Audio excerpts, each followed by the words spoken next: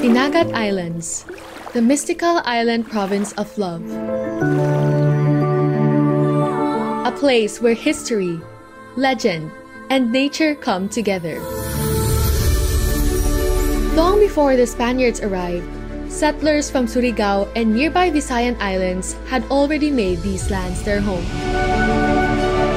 One legend tells of a traveler searching for a better life. He asked a local how they survived, and the man simply pointed to the sea, saying, "Dinhi niini na dagat." From those words, Dinagat got its name, a place shaped and sustained by the ocean.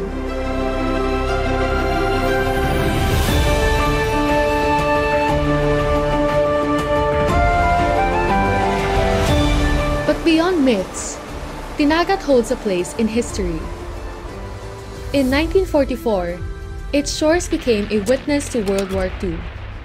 Kampintak Beach, or Black Beach No. 2, became a pivotal beachhead for American forces, setting the stage for the Battle of Leyte Gulf, a turning point in the Philippines' liberation.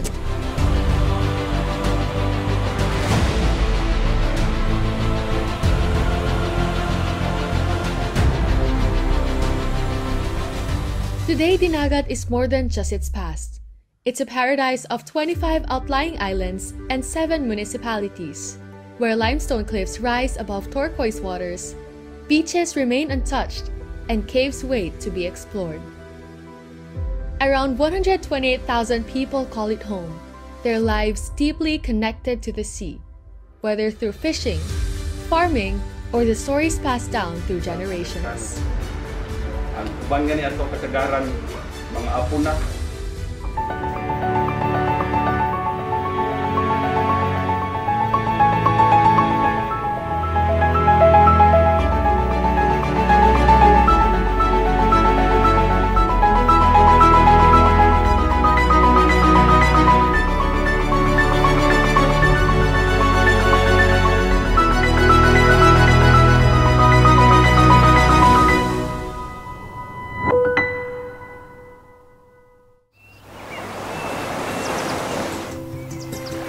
Diri namin na ana, rag na love na namo ang place. Nakita po namo nga, basin di ay nara po ang future naghulat para sa amo.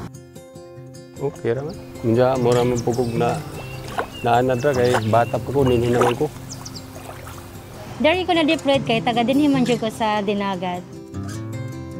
We often romanticize island life, pristine beaches, fresh seafood, and a slower pace of living. But beyond the natural wonders that frame their days, what does it truly mean to call an island home? Who are the people who have built their lives here, and how do they sustain their livelihood in a place surrounded by endless waters? In this episode of Livable, we hear from the people of Dinagat Islands, their reasons for staying, what keeps them rooted, and how they continue to build a future here. In the municipality of San Jose lies its bustling center, where the streets are always alive with movement. Among the many establishments thriving in this area is Kiara's Food House. Ako si Daisy Gadon Kivido. Ako ang owner at the same time manager diri sa Kiara's Food House. June 2011, nakahuna-huna mi kay that time na kibali ang province of Dinagat Island, because formerly nagtrabaho ko sa Provincial Treasury Office. Pagkabalik sa Dinagat Island, sa mother, sa Surigao, murag na defang bitaw siya. Sumoto, wala naman may trabaho, kaya tanang GO gitanggal man. Sumoto, nag-decide mi sa ako ang husband nga, naghimo na lang mi karinderya, survival na mo that time. Daisy's Eatery thrives by offering what the island has in abundance. And with its convenient location, it's become a go-to spot for locals and students alike. Nang amuang gina-serve daily is mga seafoods, tapos ang amuang specialty diri jud ma'am is mga seafoods, mga tinula, mga kinilaw, tapos mga local mga lutong bahay. Ang amo jung market is mga masa, pero pag napod may mga bisita, like for example, mga opisina na sila yung mga bisita, diri po nila dalhon. Ano raman sad sila murag naga-support ra sad pa sa mga parehas na mga local business. Life on the island is closely connected to nature, shaping its rhythms and daily routines. While it offers breathtaking landscapes and abundant natural resources, it also presents challenges, including limited access to amenities and essential services. Ang una is ang environment kay nature diri sa dinagat. Maupoy ang Kibali, panginabuhian. Ang pili ganahan is siyempre ang lifestyle. Pangitaon po na mo ang lifestyle sa syudad. Ang mga signal, tapos ang access bitaw ma'am. Like for example, kanang ay mga emergency, niya, dagko ang balod, so dili may makatabok dayon ato sa syudad. Living close to nature also means facing the risk of natural disasters. In 2021, the Dinagat Islands faced one of its toughest battles when Typhoon Odette struck. Among the hardest hit areas in the country, Dinagat saw over 34,000 families affected. Balikan ni wala pa na diha sa una, kanat man na. Pamalagi ni ka-recover, open na lang siya na mo. Tanga lang niya ang mga isla. At bitaw sa ibabaw, katungkuan, wala ko ito na. Salin pa kisubit. Odette og 16, pagka 28, or gabi pa pinaka-operate. Kaya nabalik man dayon na mo ang tubig o kuryente. Kaya ang gel ko, naramdaw na hanggang.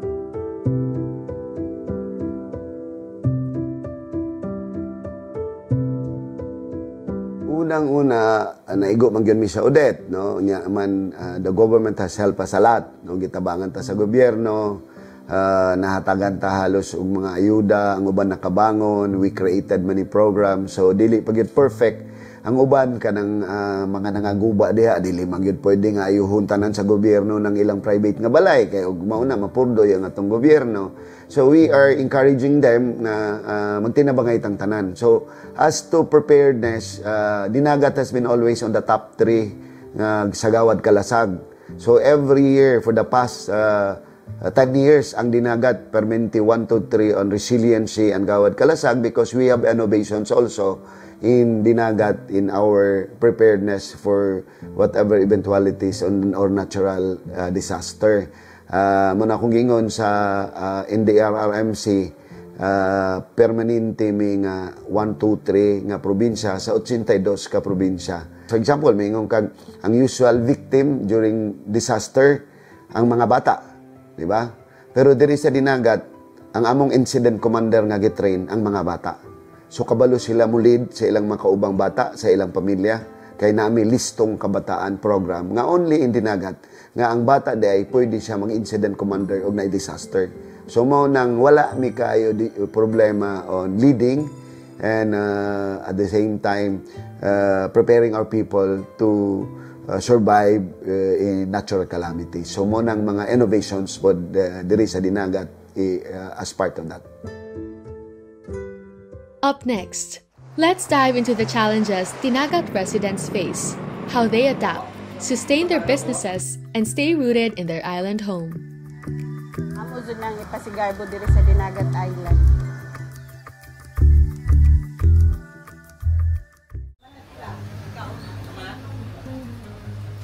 Earlier, we met Daisy Quevedo and saw how her business became a hub in San Jose.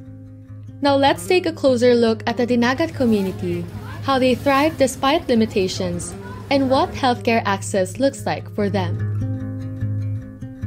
Kuan, nakita namo nga naapod diri sa Dinagat sa amo ang status Kibali, murag diri nami na murag na anad, tapos murag na love na namo ang place niya, murag nakita pud namo nga basin di ay nara pud ang future naghulat para sa amo.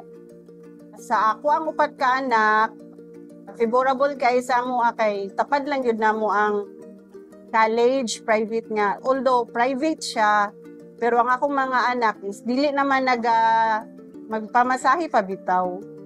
Okay man ang sa healthcare kay naamag yun dayoy mga mo rescue, naadayoy ka ng mga financial support. So far diri sa Dinagat wide, Pag ma-admit ka diri, zero bill gid mi. Mura na siya og kanang assistance gikan sa AKAP. Mag-zero billing siya pag naa siya sa ma-admit ang isa ka client sa hospital. Pero tinuli na siya na zero billing nila. Ako si Reggie Anchela Padro, isa ka nurse deployed by the Department of Health, Caraga, and then owner sa Anchela Pharmacy. Ang reason nga nag-nurse ko is ako ang grandparents kay gusto sila kanang mahimo kong nurse ba. So ako ang gitapadilahang pangandoy. And then diri ko na deployed kay taga dinhi man jud ko sa Dinagat. Working with communities, Reggie witnesses firsthand the healthcare challenges that residents face. So makarelate ko no kay naman sad ko sa community nag-work and then nag-handle ko og sa ka-barangay. So daghan gyud kanang mga hindrances para sa healthcare namo danhi kay number 1 kulang gyud mi og supply sa tambal like sa mga high blood medicine gani like losartan and amlodipine kay man wala na supply ba. So ang mga katong walang-wala dili sila kapalit and then nag-agad lang sa supply gikan sa RHU and sa PHO. Pero minsan na siya mitabos ako ang area kay nagay mga kanang pasyente nga walang-wala gigani wala ikapalit even pang pamasahe nga area for sa Dinagat or sa RHO namo wala ika-afford. So ang ginabuhat nako is own money nako ginatagaan og tambal para matambalan gid sila. Looking ahead, Reggie remains hopeful for lasting improvements, especially in making healthcare more accessible for those who need it most. Kanjo kayo sana kanang continuous ang supply sa medicine and then more nga kanang i-deploy nga mga doctors kay as of now kulang gyud og doctors ang Dinagat. So murag mo na importante. Kato akong gi-mention na it will start first on what they have and what we can do. So the government has programs for health mo na atong i-implement. We have programs for nutrition, we have programs, infrastructure programs, social programs, economic programs nga ma-maximize na nga maabot at the doorsteps of every Dinagatnon. So mo nang atong ginahatod magsakit ka na may libreng tambal, na libreng hospital. Kung may eskwela ka na may programa for education, so napoy mga programa for economic nga makapanarbaho ka na mga livelihood programs. Pero all in all, kinahanglan nga magtinabangay tanan, That's why we have this all-of-nation approach na tanang line agencies kung whatever the programs and projects in Dinagat atong gi-unite pod sa atong programs and projects diri sa local as well as centering on the very basic thing katong ato ang development approach na I2 FAME strategy because ang atong development nagsukad kung unsay naa sa amo mo nang of course, matong giingon nga innovate as well as industrialize FAME. So, fisheries, kay dagat man mi. So, meaning, dili lang nang da panagat nga ang mga mangingisda og magkusog ang balod og magulan og magbagyo, dili ka panagat, so luoy sila. So, that's why we are trying to innovate nga butangan nato og mariculture dili sa daplin sa dagat. Unya, while we are also trying paningkamutan nato because Dinagat is tuna highway. So mo nang tuna fishing para sa deep sea fishing. So mo na tong gitan-aw so in the fisheries. In agriculture pod mo na kita atong isugdan nga dapat ang ato ang mga yuta suited pero dili lang na mao nga kanang ang atong yuta pod nga dapat magamit pod sa sunod nga henerasyon mo nang ato ang ginatudluan natong farmers.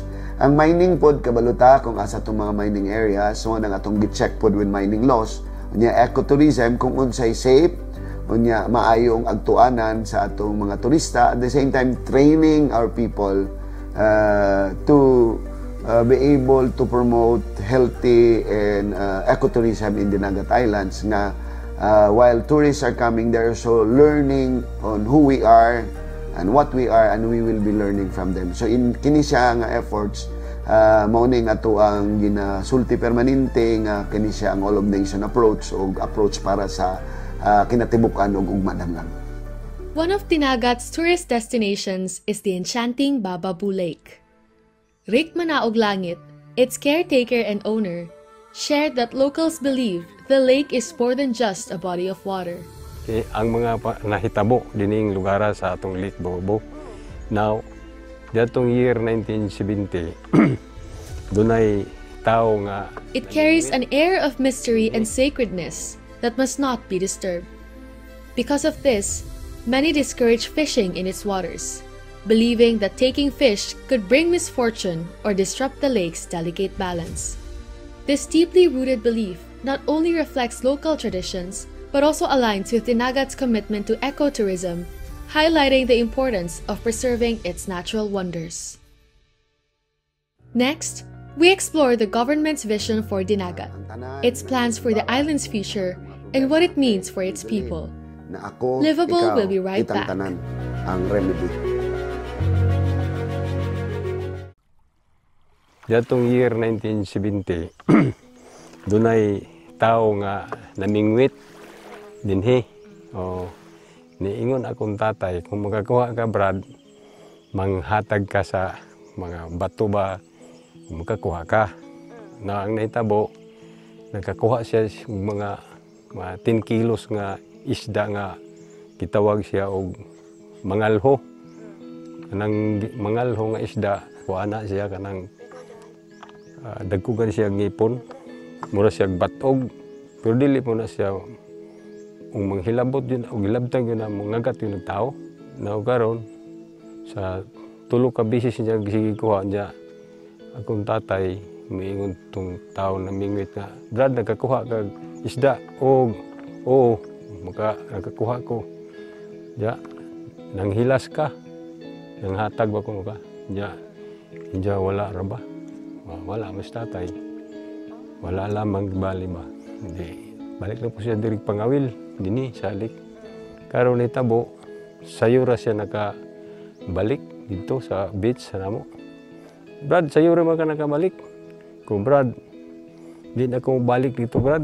Kay, basta Brad, hapit ko mamatay. Kay ang akong baruto Brad, gipamaak sa isda. Di ra ko na 50 kabuk isda nga namaak siya ko pero ampo ni sa Ginoo nga di siya in taon mapatay. Di na ko mobalik diri. Ayaw lang ko niyo patya kay nakoy pamilya. Mo to nga wa na siya mobalik hantud karon. Ang iyang baruto na diha. Subot pasabot ang mga tao dinhi dili sila gusto nga ang isda kuhaan. Bawal bawal na hantud karon wala na gyud mangawil dinhi. Isda mo unsa manguha mamana. Na may mamana pero mananghid siya ka. Okay, kining lugar sila na may nag-iya ni. Ini, enchanted maning Lake Bobo. Ang lugaya na kay 68 years na gud ko. Anton drone. Nya wala kaloy sa Dios wa mga din hitabo pa diri tungod lagi nga ipurta moari sa lake, di ba mag-orientasyon sa mga bawal ato iya sundon. Pero ako lakawan ba ako? Abot ba sa kong gawas? Abot kong abroad, larga kong anto kong laing nasod sa Saudi, Middle East, Kuwait, trabaho ko, hotel, 5-star hotel, waiter. Balik ko kay, nakuhaan man akong trabaho, nahunong naman, kay 1990 man kuning uli na, wala na kong adto, namingaw naman ko sa pamilya. Di rin ako kay ang mga gis, ako may ilang may mag-urin, may pasabot. Tapos pagkahapon mo uli na po ko sa residensya sa Barangay Milgar. Mga 10 minutes kung travel by boat sa barangay. Mga 500 ka household. Mag-stock mo ko da, bugas, mga sukal, mga kusana. Akong misis, nagtinda man mi ito sa among kuhan. Ako mga bata, hurot na sila, nagtapos na sila, professional na sila. Wala na ko'y gipa-eskwela.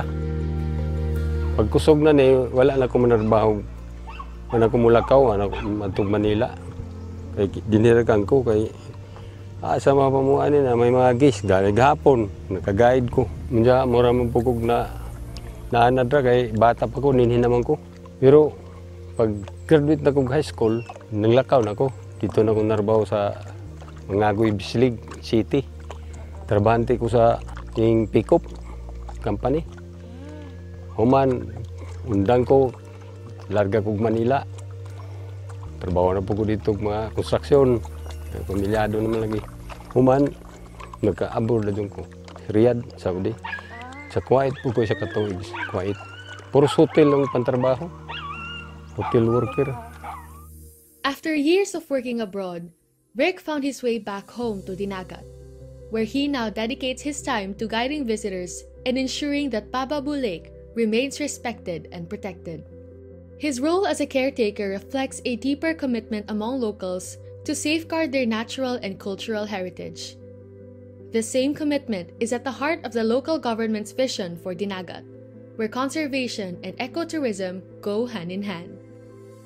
Our vision is we are using the I2 FAME strategy to develop Dinagat Islands, meaning the two I's, I2, meaning innovation, industrialization of what we have, the FAME, meaning fisheries, for F, A is for agriculture, then M is for mining, and E is for ecotourism.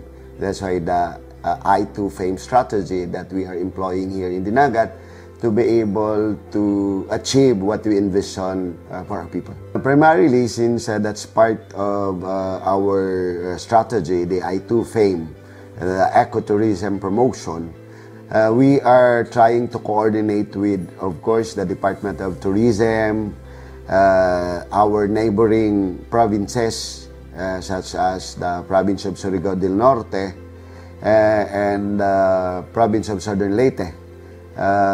We are coordinating with Siargao, being it one of the tourist destinations in the Philippines. That's why we launched the route from Dinagat to Siargao and vice versa. So we have even these promotions promoting this trip as complete your adventures.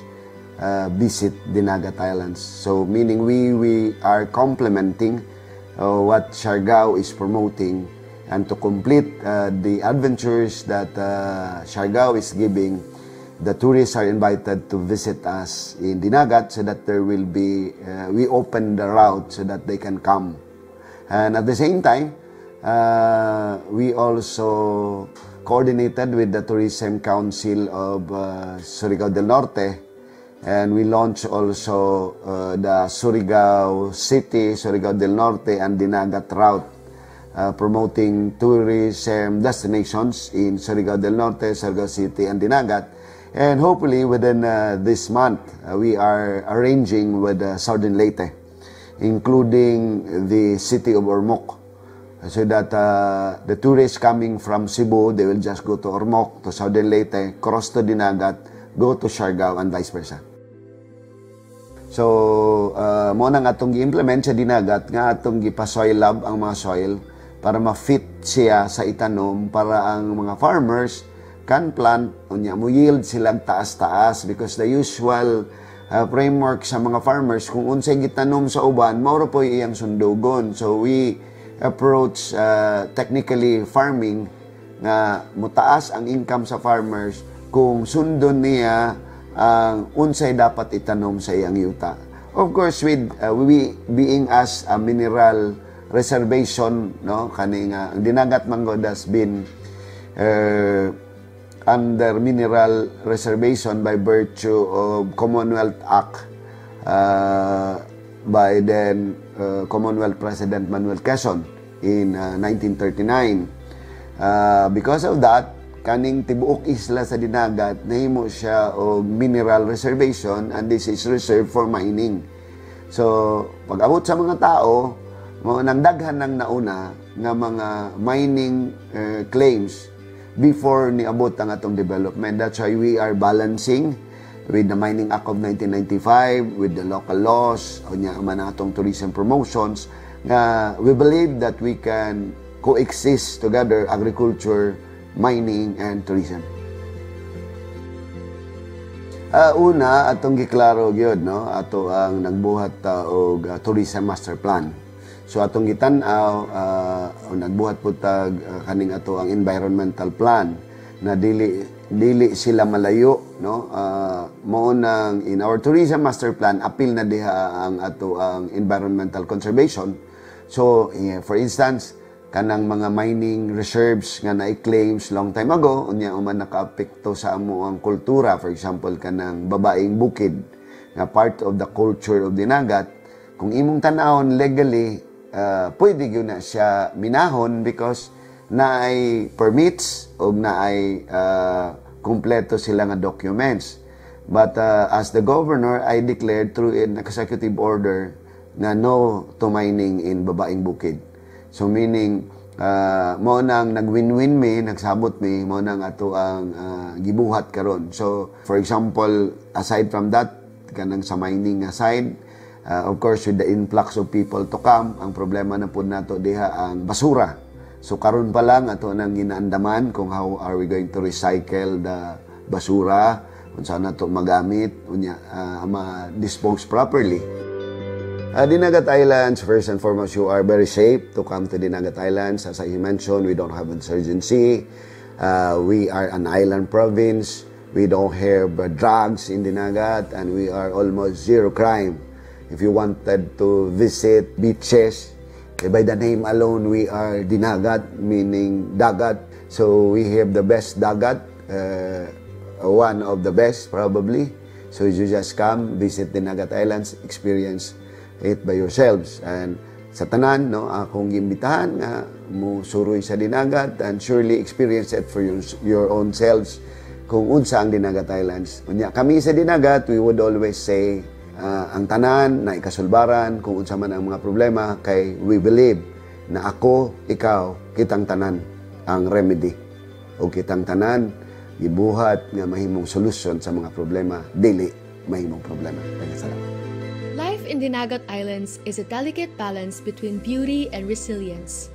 From small businesses to the dedicated efforts of healthcare workers or local leaders, the people of Dinagat continue to shape a future that honors both their roots and their ambitions. Despite the challenges of island living, the spirit of Dinagat remains unshaken. Through initiatives, community-driven efforts, and a deep respect for their land and traditions, the island is not just surviving, but also thriving.